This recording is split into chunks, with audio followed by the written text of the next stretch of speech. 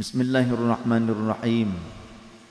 Haddatsana Abu Ma'mar qala haddatsana Abdul Warith qala haddatsana Husain qala haddatsana Abdullah bin Buraidah qala haddatsani Bushair ibn Ka'b al-Adawi qala haddatsani Shaddad bin Aus 'anin Nabi sallallahu alaihi wa alihi wasallam. Qala dari baginda Nabi sallallahu alaihi wasallam beliau bersabda, Sayyidul istighfari, adapun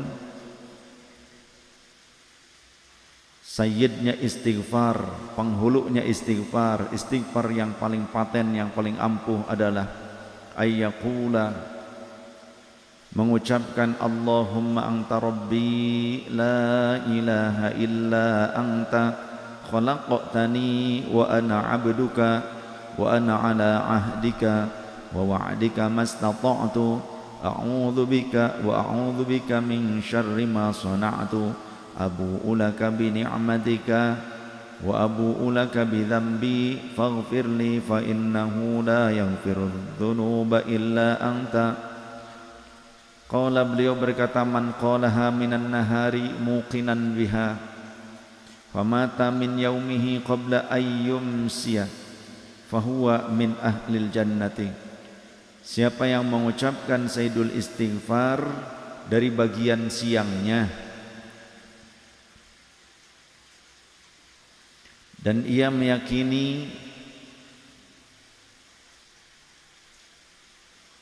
bahwa Allah Subhanahu wa taala akan mengampuni dosa-dosanya, dan dia meyakini bahwa sebesar apapun dosa-dosa kita, Allah Maha Pengampun, karena Allah Subhanahu wa taala dalam suatu riwayat telah mencatatkan tentang sifatnya yang Maha Rahman, bahwa Allah berfirman hingga firman-Nya ini dicatat pada sebagian tiang-tiang arasy.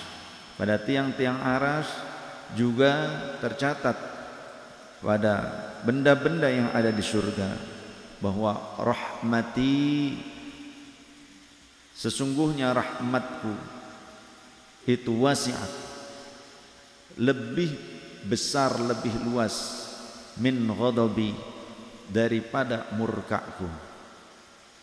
Maka Rasul telah menjelaskan itu bahwa rahmatnya Allah, kasih sayangnya Allah, ampunan Allah lebih luas dibandingkan ghadabnya, dibandingkan murkanya Allah.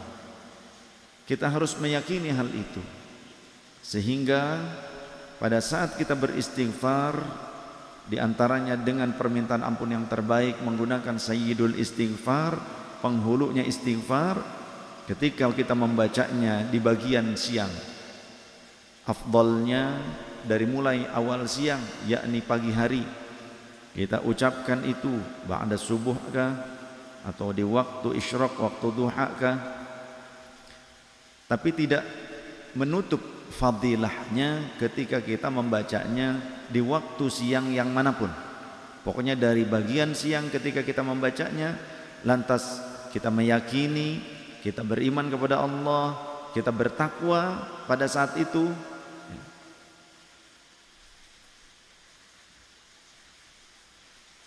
Famata min yaumihi qabla ayyumsiya fahuwa min ahlil jannati.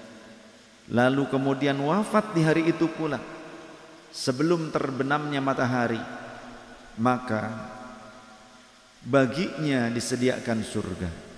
Artinya tercatat dia sebagai penghuni surga.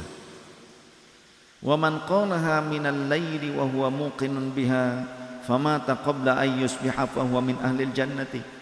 Begitu pula andaikan dibacakan dari bagian malam, entah awal malam, entah pertengahan malam, sehingga ketika dia wafat sebelum terbitnya matahari, maka ia tercatat sebagai penghuni surga. Hadza haditsun sahihun.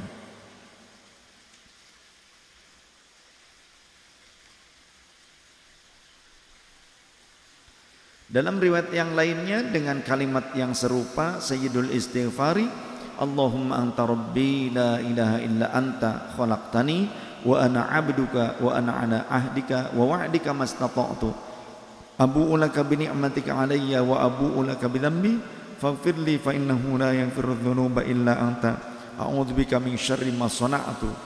Kalimatnya hampir serupa. Idza qala hina yumsiya famata dakhala jannata.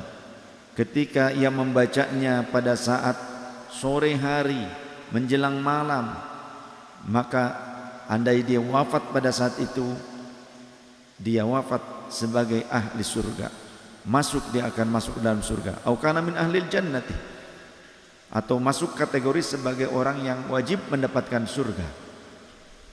Wa idza qala hina yusbih, dan andai dia membacanya pada saat waktu pagi tiba, famata min yaumihi, dan andai dia mati pada saat itu, dia pun akan mendapatkan surganya Allah atau tercatat sebagai ahli surga. Hadza haditsun sahihun. Oleh karenanya saya mengajak, mari istiqomahkan membaca Sayyidul Istighfar ini, entah pada saat ba'da subuh ataupun ba'da maghrib, atau di setiap ba'da salat. Setiap ba'da salat minimal 1 kali kita membacanya.